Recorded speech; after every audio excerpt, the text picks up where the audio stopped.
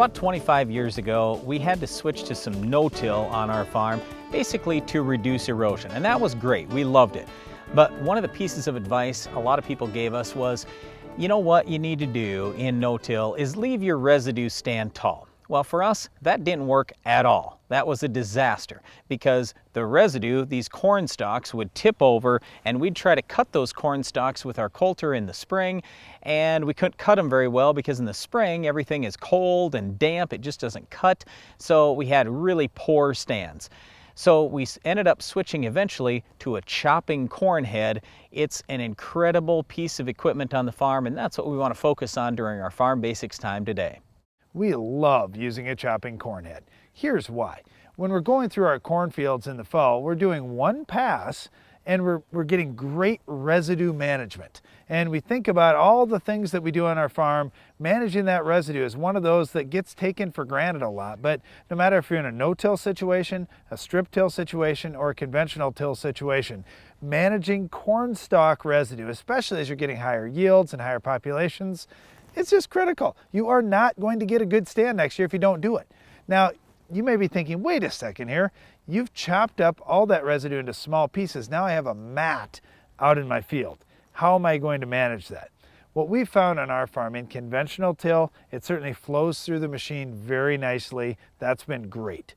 In strip till, it also flows through the machine very well, and we're able to blacken up that strip where we want to plant.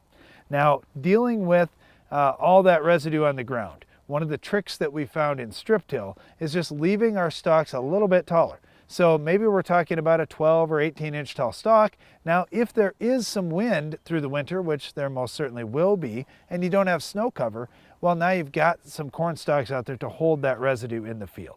And that's been a nice thing. And then in no-till situations, we've got residue chopped up, we've got more time for it to break down, and with the chopping corn head, the way that it's slicing into small pieces, you've got a lot of inside material of that corn stalk exposed to the weather, exposed to soil and other things. It's going to break down a lot quicker. Exposed to bacteria is the other thing that I think about quite often. We want to have these pieces of residue decaying just as quickly as possible, not only so they're easier to plant into next spring, but also so any of the nutrients that's in that residue gets released for our next crop, not released 2 or 3 years down the road. So these are big reasons why we want to have that residue chopped up into little pieces. It's a lot easier to work with. You're going to have a little bit faster soil warm up, fewer problems planting. It's a great thing. The other thing that I like about this overall, that we've gone to on our farm, we've gone to some Capello chopping corn heads, has really nothing to do with the chopping or anything else. It has everything to do with the folding heads. So when we were looking at buying some 12-row heads for our farm, this is a few years ago now, the one big thing our dad said is, guys, I know what's going to happen. People aren't going to want to drop those heads off the combine, put them on a trailer and haul them to the next field. So make sure you're getting a folding head. That's an option you can absolutely do. We farm right near the biggest city in South Dakota. Now granted, it's not this enormous metropolis, but still, there are a lot of cars running around. You've got to take a look at safety too.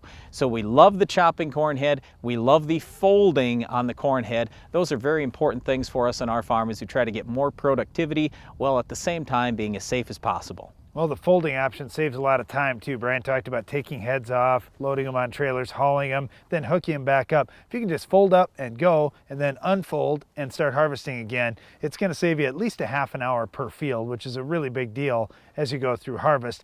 The other thing that I'd like to mention is just this one pass through the field.